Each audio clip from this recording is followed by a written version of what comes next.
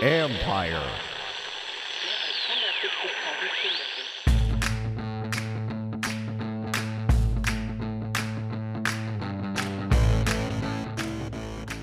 Hello and welcome to my podcast, A Disaster in East Rutherford, New Jersey. The Redskins lose 24-3 to the New York Giants.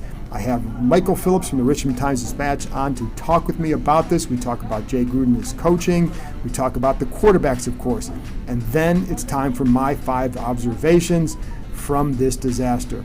But first, my conversation with Michael Phillips of the Richmond Times Dispatch.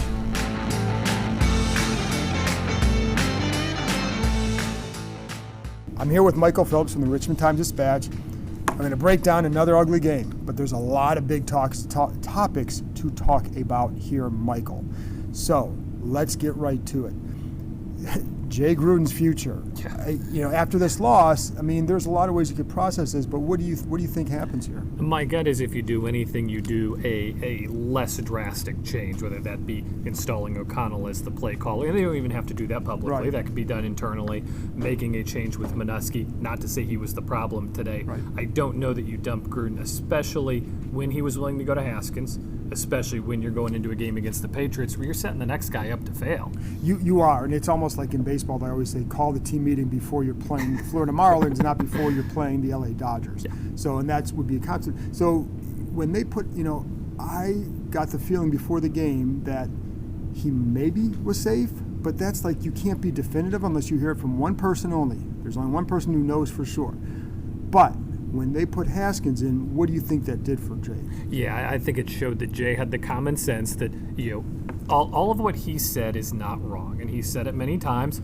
He doesn't feel Haskins is ready, and that's understandable. But Case Keenum was bad. He was horrible. We all saw it out there. Right. You can't leave him in there like that with Haskins sitting on the bench. You have to find out what Haskins is in that moment, and it showed Jay wasn't too proud to die on that hill or anything like that. I think if Jay leaves Case in for a full 60 minutes today, we're singing a different song right now. And that's what I'm wondering too. Is like, and it's funny because I think, as we talked before we started recording this, I don't know that it necessarily saved his job, but it certainly feels like it helped save the job. And not because they did well, but because, like you said, this is what you had. He was willing to do it, and you can pull out some positives from today, certainly. And one of the real negatives here, Haskins isn't ready. Going back to Case, I don't think is a palatable option for this fan base. Right. I don't know if Colt's close enough to ready yet or not. It could be another situation next week where Colt's trotted out there, and you got to go back to Haskins in the second quarter. That's now a disservice to the kid because he didn't get the reps. Right, and I think the other thing is too, and I know there's a school of thought, well, you put him out there and you let it whatever, but there were times where he's definitely holding the ball a little bit and all that, and my fear I shouldn't say my fear, I don't matter, but their fear would be you're facing a Bill Belichick defense. Do you really want that to be the kid's first start? Yeah. I don't know that you'd want that. No, I don't think you'd want that at all. And, especially organizationally, I think there's 2 things here hovering in the background. One is Bruce Allen's fate, which we don't know either because we're not talking to the guy who matters, whether there will be wholesale changes at the end of the year. There could be, if this is a bad end of year. There could be broad wholesale changes. I'm not reporting that. Right. Just saying there could. I haven't talked to Snyder this year yet. Right. Number 2, Kevin O'Connell, who's waiting in the wings and who they think very highly of. And, Sean McVay got out of the building for a number of reasons, all of which do make sense. But they don't want that to happen twice. And in fairness, I have talked to Snyder this year because before I saw him like 2 weeks ago at Redskins Park, he said, "Man, it's hot." And I said, it's brutal. And then we went on. That's why you're at the worldwide leader. I know, but that's a direct quote too. That's a direct quote. But I do that's my thing. You think he was referring to Jay's seat or the temperature? that's a good one. That's a good one. But that's the thing. Like where do you go for quarterback? Because none of them, Dwayne Haskins is the future. We all know that. But then you have to say, you want the kid to have success so you can build on successes. And is next week really the week for that? I also wonder here, Michael, if he would want to give Colt McCoy one more shot. If he's going down, That's all. Go down with your guy. Go down with your guy. Absolutely. And give the guy a chance. And you can sell that to management too, and you can sell that to the fans too. Hey, look, we're playing the New England Patriots, so I'm going to let Colt start. Doesn't mean Dwayne can't go start in Miami. Doesn't mean Dwayne can't start down the line. I think there's a lot to be said for not starting Dwayne Haskins against the New England Patriots in front of a home crowd that's going to be mostly Patriots fans. Yeah. That's a bad look and a bad start. And this offensive line, they're doing their best. Yeah, God bless them, but that's not a good offensive line. It's not, and they're not going to have a chance. And my fear would be, too, with the way they're able to disguise coverages in New England and the way it forces the quarterback to You saw Haskins today. He's a fraction of a second slower of a reader of coverages than everybody else, and those things add up against a team like the Patriots. It does. And what about Minuski? And I know the defense wasn't the issue today, but the third downs are a massive problem. And that first drive, to me, set a tone. And we talked about this during the game about that, taking the penalty or not taking the penalty. The bottom line is it's 3rd and 17. Take care of business. Take care of business on 3rd and 17. Actually, that one went in the positive scoreboard because they didn't get it until 4th and 2. I know, so that's amazing. That actually saved them on the stat sheet.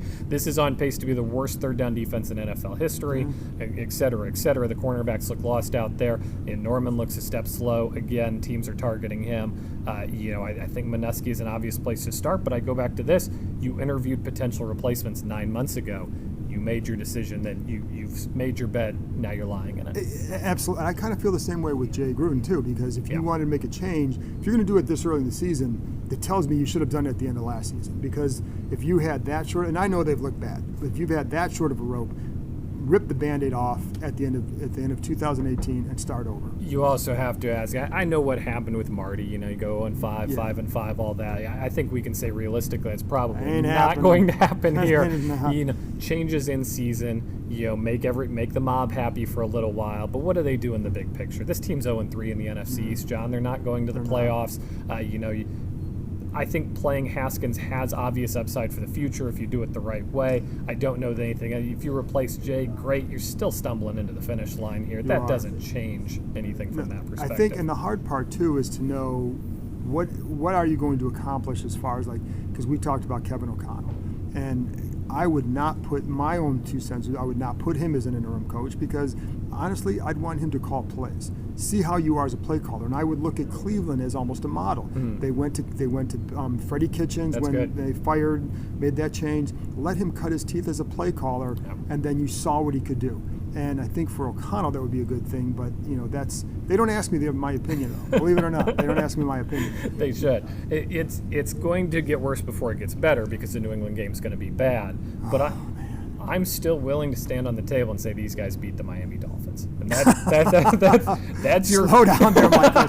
Slow down. But that's your reset. We always say the win gives you that. It gives you a week to just take a deep breath. And we got a long way between here and there. How surprised are you at the way this has gone? Yeah, I'm very surprised the way this has gone. I thought they had a chance to beat Chicago. This is before the season. Right. I thought they would probably beat these guys. They hung with Philly. I didn't think they'd beat Philly, but they could have won that game in Philly.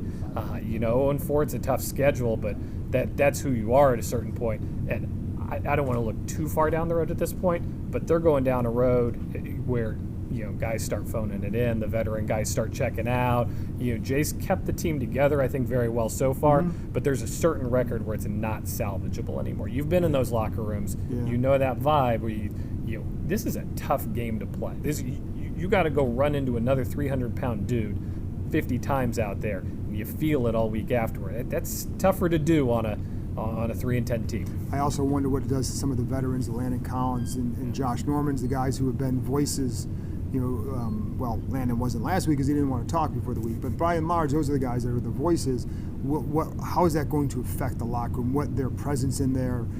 What are the young guys going to see? This is still a young team, and that's what people forget. I'm not making excuses here, but my point is, you want to build with these guys. You want to set a foundation with these guys. No doubt. I think one of the more important storylines that we kind of quit talking about for a little while is this Brandon Sheriff extension. Yeah. I know they can slap him with the franchise tag. I just think if you draft a top 5 guy and he turns out to be really good, you got to keep him in your organization for a decade. Absolutely. He's a decade-long NFL. He's going to be all pro. at some point. Yeah. Those are the guys you need to keep in your building. What does he think of what's going on here? What does he think of this? Does that make him more likely to test the waters? Well, and I know there have been other guys who, in the past, who I think, listen clearly. Whatever anybody thinks of Kirk Cousins, I think this is all the stuff that he saw. You don't have to want him as a quarterback. I'm not saying that, but that part of his decision making was not trusting this franchise to get out of this sort of abyss. And I think that's a point for anybody who's in an extension year. And I think I want to circle back to Haskins for a second. Given how high they're going to pick in the draft, you're potentially going down a Josh Rosen road here.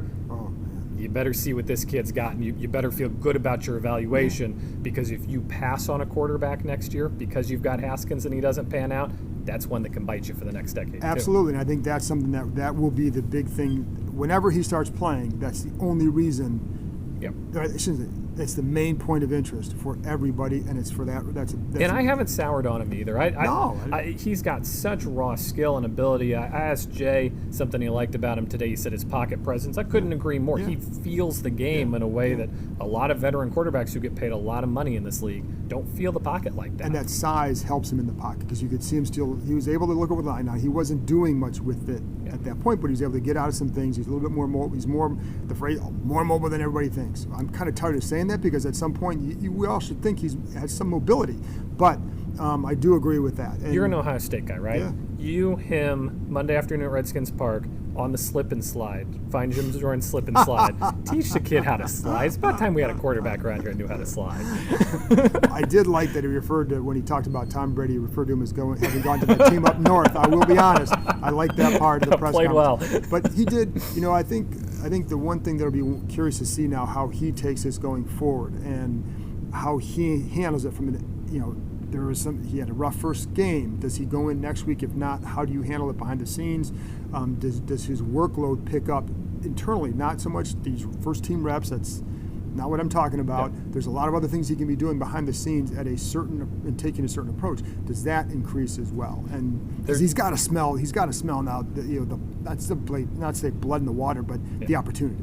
Two-way street here. The coaches have some things they can be doing too to make that path easier for him. Even if it doesn't happen this week, and I'm not sold that throwing him to the Wolves this week is a good idea against the Patriots, but there are things they can be doing in that building to craft a playbook better suited to him, to start installing things better suited to him, to pave that road for when that day comes. And I think too, you get a sense from after watching this game, maybe some things they say, okay, listen, this is where the experience thing comes in. It helps, and there's so much that he has to build for his game, but for them, they can say, okay, this is like, at least for these packages of plays, you've got to handle it this way.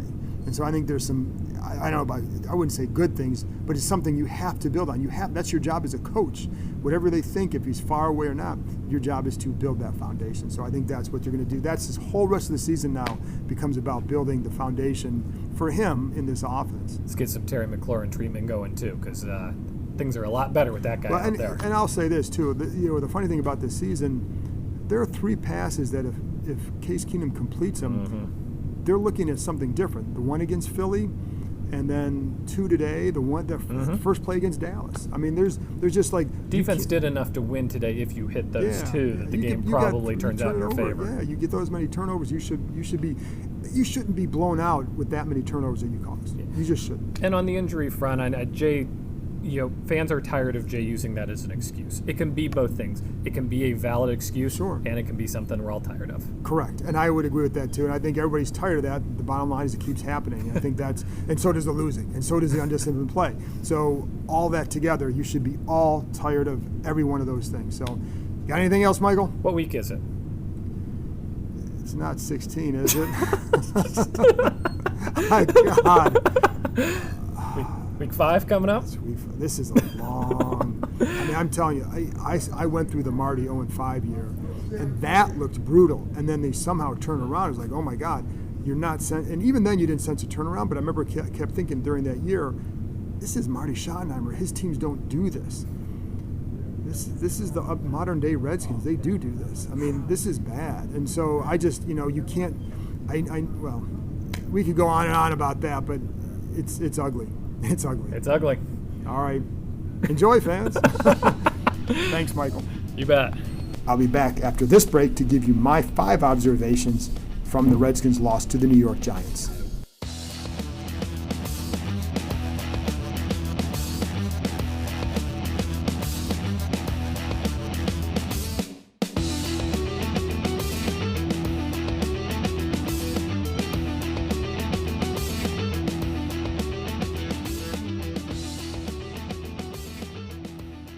Okay, now it's time for my observations. 5 of them, and I'm going to start with, here's number 1.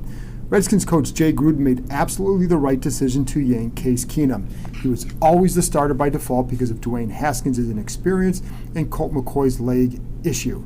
I like Keenum's competitiveness, but man, he's left way too many plays on the field this year. I felt that way after 3 games, and I certainly feel that way now. The passing design has created multiple shots down the field. He completed one of those against Philly, but since the first Terry McLaurin touchdown catch, Keenum has missed 4 such throws, and 2 wide open guys, 2 today to Trey Quinn. You can't keep missing that many opportunities while also turning the ball over. Alex Smith, for example, did not take those shots often, but he also at least put his defenses in a good spot more often than not. There's a reason why teams win with Alex Smith. Maybe they don't go quite as far as everybody wants them to, but there's a reason why they're usually they were at least pretty good. Number 2, it will be hard to go back to Keenum, and I think it'll be hard for Gruden to start Haskins.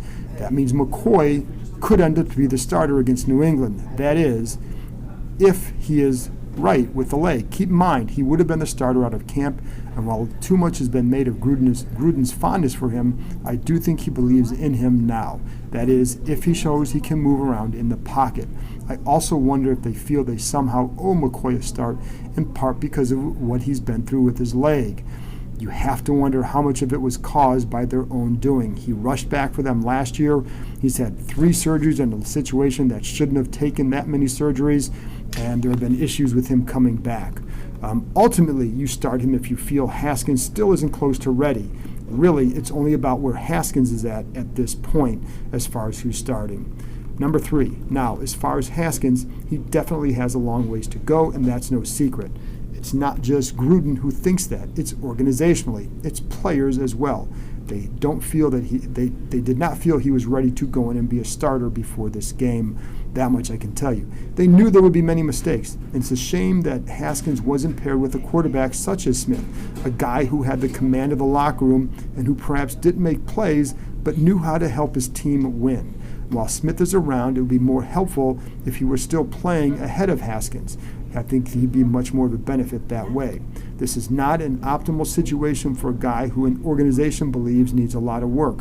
There are a lot of coaches here who can help, but he also needed a strong veteran ahead of him, not just to learn from, but to make sure that Haskins gets the time to learn that they want him to have. These veterans aren't doing that. They were up front, the Redskins were up front early on about how long it would take with Haskins, which is why I always found it odd that they pair him with a coach who needed to win now and might not return in 2020, at which point they'd be starting over with a new coach for Haskins. Clearly, at this point, we know where it's headed. I also wonder how much inserting Haskins will help Gruden stick around this year. Heck, this might be Gruden's best shot to stick around beyond this year. It's hard to see that happening now, but what if he turns to Haskins and say, like, week 6? What if Haskins improves down the stretch and looks pretty good? Gruden has no shot to last, in my opinion, if he sticks with Keenum and or McCoy too long. Nobody told me that. That's just my gut feel. Number 4, as far as Haskins' performance, let's start with this. He entered a game in the second quarter with his team trailing 14-0 while missing 2 starting offensive linemen and their best receiver. It is real hard to accurately judge his performance. That's not to absolve him of criticism. He deserves some. And I agree with Gruden. If you want to start, you need to prove you're ready at that position. That comes not just in the game, but everywhere else. The everywhere else part is what players and coaches see that the rest of us don't. If a guy is ready and tearing it up in those areas, that would trickle out. Anyway, back to the game. I liked his early completion to Robert Davis, in which he looked left and quickly scanned back right and unloaded a bullet. I like the poise he showed in the pocket, and his size will help him here. He does a good job extending plays, and that will eventually help too. Without the benefit of really studying this game, he was slow on his reads, and his timing was clearly off. I did not like the throw to Sprinkle that was picked. I also did not like that Sprinkle was slow and rounded off his route. He doesn't create separation. They need to upgrade at that position, period. It's 2 bad situations here. 1, I thought the decision was bad, and 2, I thought the route and the separation was poor as well. I like that Haskins gave Paul Richardson a shot downfield. It did not work out, but I do like that he gave him a 50-50 ball. Listen, people close to Richardson have been saying, or been telling me, that one thing that he did well in Seattle, one thing he wants to look for more opportunities here, is to catch those contested passes. He had that opportunity, it didn't work out, but I don't mind the shot. I also saw Haskins miss other receivers who were open. I saw that with Keenum too, but that is something that's going to have to improve. Okay, finally, number 5. There's a ton of frustration and tensions building in this franchise. There are people who are confused as to why this defense keeps struggling. I know the Giants had a pick 6 and had another touchdown set up off a turnover, but man, it is painful to watch them on third downs. I know some people at the Redskins who can't understand why this defense, which does not lack smart players, does not play smart. They consistently leave guys open because of blown coverages. They have a corner in Josh Norman, who is a highly, highly paid corner who consistently gets beat on those crossing routes. He just can't stay with guys. He does have his strengths as a corner, but man, teams know how to get him singled up into bad situations. Offenses have found good ways to single out mismatches against this defense, or they create tough matchups by clearing the middle of the field and finding targets who can run against players who don't run quite as well. I like rookie linebacker Cole Holcomb, but he struggles in coverage right now, which was a knock of his in college. He's got to get better in that area. You can't blame the loss on Greg Minuski's defense, but you can wonder why this group still struggles. Anyways, that's it from East Rutherford. I'm going to look forward to another Therapy Thursday with you guys this week. But I want to thank Michael Phillips from the Richmond Times Dispatch for joining me, and I thank you guys for listening. Hang in there.